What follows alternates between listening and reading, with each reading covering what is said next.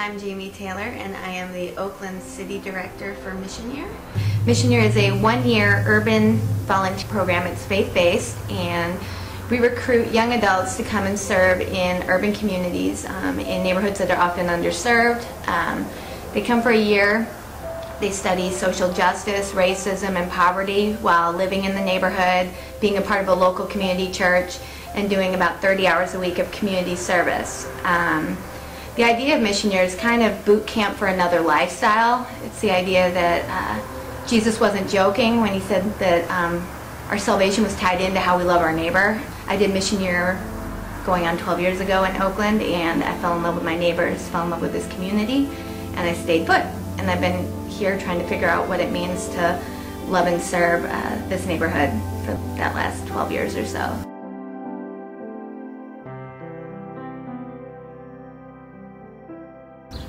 My name is Sabrina Johnson. I'm from Redmond, Oregon, and I'm 19 years old. I didn't really choose Mission Year. I just came across it. I went to a mission trip to Mexico, and I came back on a spiritual high, like I needed to do something with missions. And I got online and just did some research and found Mission Year, and God honestly just sent me here. It wasn't something that I picked or chose to do. It's something that was on my heart and I needed to do. I'm Kristen Lucero. I'm 23 years old and I'm from Indianapolis, Indiana. I basically just kind of realized, you know, there's more to life than kind of climbing the corporate ladder. There's more to life than trying to fight for more vacation time and that kind of thing. And so I was also in the process of reading a couple books. Basically just had an epiphany, you know, what if we actually did literally what Jesus said and did? And so I started looking more into that, and I've kind of had a heart for working in urban environments, and especially with youth, since probably middle school. And so I started looking into different programs to do that, to kind of help me to ease into that and kind of learn more of that. I didn't want to go in ignorant, or as ignorant as I could. So I started researching, and I had heard about Mission Year before, and kind of looked them up on the internet, looked into what they were about, and realized that would be a really good fit. Hi, my name's Jonathan Burns. I am 23 years old and I'm from Baltimore, Maryland. Well, when I first heard about Mission Year a few years ago, and it was described to me as a place where young people come together in inner city communities and just really learn how to be good neighbors and learn how to love God and love people best as themselves. And that really sounded right up my alley. So I've always really been attracted to the idea of Mission Year and the idea of Christian community development, coming into these neighborhoods and really fighting for social justice in the small ways, but also just being a person who's just living amongst people in these communities, just someone who lives life. So that's always really attracted me, and I really want to apply the principles and spiritual disciplines that Mission Year teaches into my everyday lifestyle for the rest of my life. I'm Sierra. I'm 24 years old and I'm from Milwaukee, Wisconsin. I was looking online for places to volunteer in Milwaukee, where I'm from, and I came across the Simple Way website, and they had a little part for community service. I was like, oh, perfect, I could find something there. And I saw this little Mission Year thing and I thought, I'll check it out. Went to the website and realized maybe I should try it for a year somewhere else other than in Milwaukee. So I applied and prayed and said, God, if that's where you want me, put me there. And here I am. Hi, my name is Jason Pritchard, and I'm originally from Calgary, Alberta, which is in Canada, and I'm 24 years old. I learned that, you know, happiness comes through making other people happy or encouraging others. And so I ended up enrolling in a Bible college, and that turned out to be a blessing from God. One day I was just praying in church, and basically the president of Alberta Bible College overheard my prayer, and he said, would you like to be nominated for half-year paid scholarship at Alberta Bible College? And so I thought that this was a great way to settle down and build relationships and also get some direction where God wanted to call me in my life. From there I had to do a third-year internship, and going into the meeting, I was pretty scared because I didn't know, what I would walk away with, and the words mission year popped up. They prayed over my application and they decided that Oakland would be the best fit for me, and so here I am, and I couldn't be more blessed. My name is Ben Soto. I'm originally from Las Vegas, Nevada, and I'm 30 years old. So I went online and started looking for programs, looking for tools that I could use to learn how to do this better. Tools on how to start better ministries or be more relational with people. And I came across Mission Year. I wasn't looking to leave my ministry, I wasn't looking to leave my city, but there was Mission Year, and within 3 hours I read every single word on the website and was sure that this is one, if not the best way that God could show me how to best love Him and love my neighbor as well.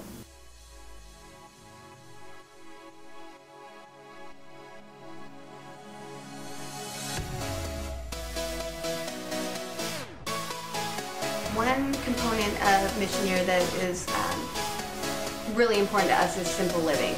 And for the year, we ask the team members to live off a very small stipend, $60, $70 a month, and to not use their resources from home, to live in community. So they're living in an apartment we provide with 5 other people, to really walk in solidarity with their neighbors who don't often have a lot of extra resources, and also pay attention to our obsession with things that our culture has, and the way we let things distract us from relationships and from the values that we find that Christ holds dear.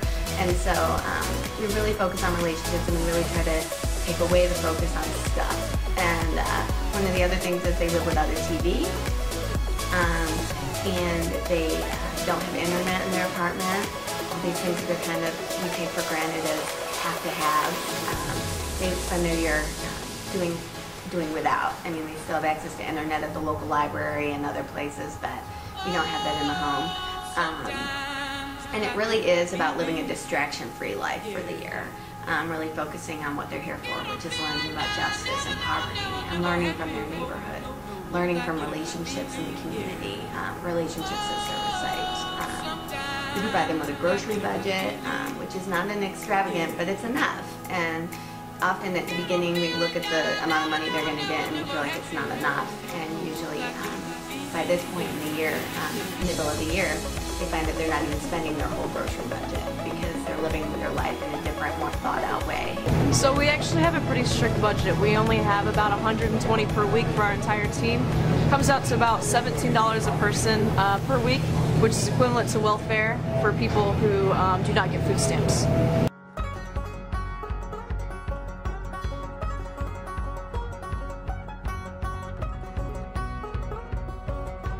So we're at my service site, East Oakland Community Project, which is a homeless shelter in East Oakland. And this is the Crossroads shelter, and I really float around and do a lot of different things, really everywhere. I work in the reception, I answer phones, I help residents with their basic needs when they come to the front desk. Also, and I work with residents in the kitchen, preparing meals for the day, and just any other cleaning or organizing the kitchen staff may have me do. Well, Science Horizons is a program of a nonprofit organization called Faith Network of the East Bay, and Faith Network serves Oakland. We go to several different elementary schools, working mainly with 4th and 5th graders, trying to cover some of the California state standards for 5th and 4th grade science. So at this site, I'm a 6th grade facilitator for the 180 Degrees program, dealing with mostly 10 and 11-year-old students who are being raised in a difficult neighborhood. So we're trying to teach the kids about self-awareness and life skills like values and reflecting on their past and how to use that for their future. This is my service site. As you can see, it's the YMCA. We call it the Urban Services. So some of my responsibilities are that I work in the computer lab here. I just like to monitor the area and make sure that none of the kids are really getting in trouble. I work for the YMCA. They have a grant and they come into local high schools and have after-school programs. They do a multitude of things. I'm in charge of the academic center, so I do academic support coordination, which means that I pull students out of class for tutoring, and then I also set them up with times after school that they can come and get the help that they need.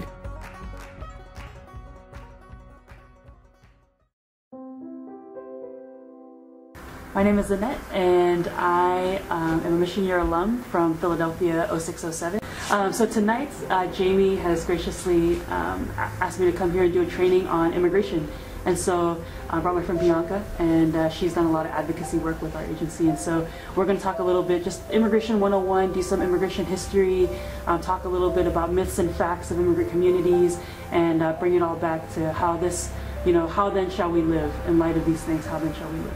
The idea behind the trainings is to kind of equip the team members better to understand what they're seeing in their neighborhoods, what they're seeing at their service sites, and to open up their eyes and give them a little more insight about this new world that they're living in. Most of our team members come from the suburbs or smaller towns, and so they're facing and seeing a lot of things that they haven't seen before, and we want them to kind of have an education along with that and gain some new perspective while they're here for the year.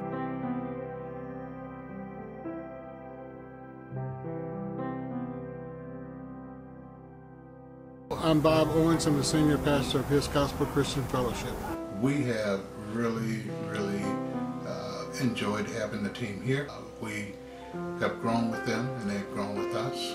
I am the teacher of a Bible study here at the church, and we are studying Revelation, not an easy topic. So the mission year team has engaged the material. They come prepared. They actually come to the study with questions. Some of the questions are very technical. I like that a lot. And so the team's doing great. I think you'll see that they really work hard at this. They're not just attending Bible study to be attending Bible study.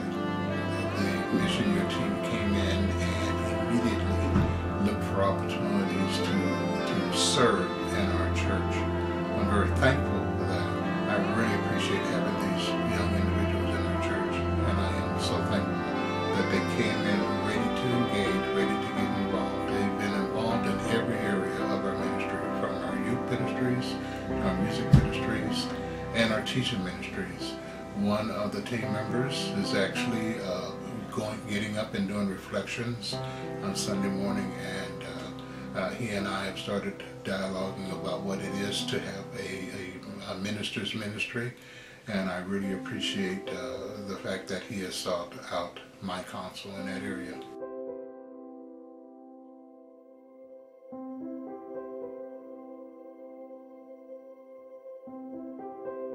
Relationships are a key part of what we do in Mission Year. We're definitely not an agendaed program.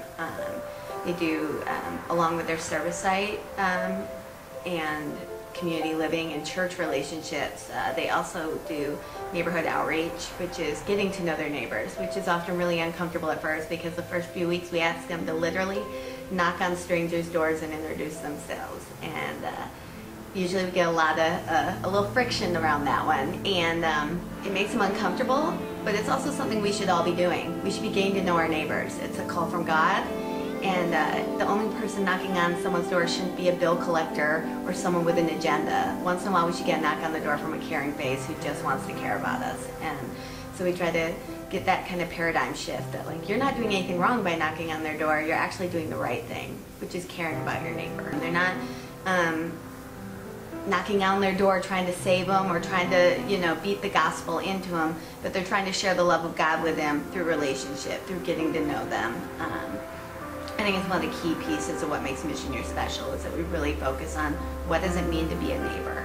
What does it mean to care for your neighbor the way you care about your sister or your brother? What does it mean to see the Christ in them? Whether they're Christian, whether or not they have mental health issues, whether or not they have a different faith, culture, whatever, what does it mean to see the God in them and what God has to teach you through them? We invite a neighbor or a couple neighbors over, and have dinner together with each other and with them, and we make the food and try to make them feel as welcome as possible, maybe play some games or something afterwards.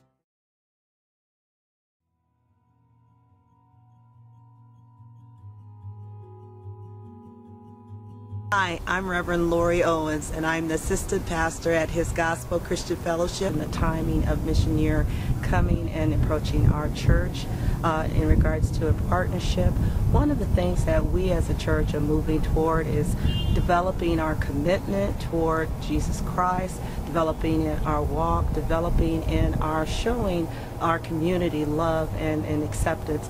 And it was just ironic that as we were starting down that campaign in our church, that I was approached by Jamie Taylor to talk to us about a possible partnership. And when I talked more and more to her, I thought, what a wonderful example, the embodiment of sacrifice, of love, of commitment, of showing Christ where you are. And in our case, right here on the corner of 40th and Mirror. And one of the things I can say about the 6 team members who have come in, they have done that. They are young people. They all have loving spirits. They are 6 very different people with different personalities. But the one thing that I see, even with the everyday things that they go through, is that they are showing the love of Christ in the place that they are. And I believe that it is God's will that they are with us and that they have partnered with us, and I thank God every day for them. Without financial support, without prayer support, without mental support, we wouldn't be able to be here. It's been difficult at times, it's been frustrating at times, and it's been really, really great at times. Without all the people that are here supporting us, are at home supporting us, we wouldn't be able to do this. So my thanks just goes out to everybody that has been there. Our church is at home, our church is here, our family and friends, and just thank you. Can't ever say enough. That's not like me.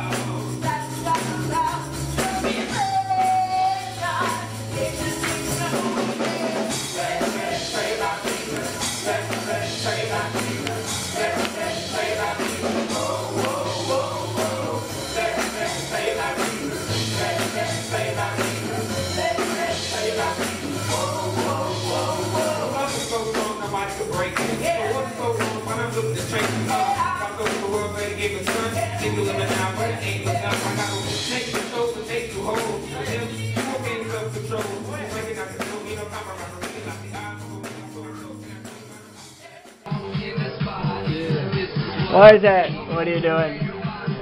Okay. Aren't you gonna dance for the camera? Come on, I know you just want to really bad.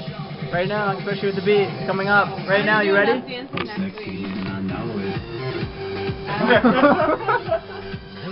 Alright, enough.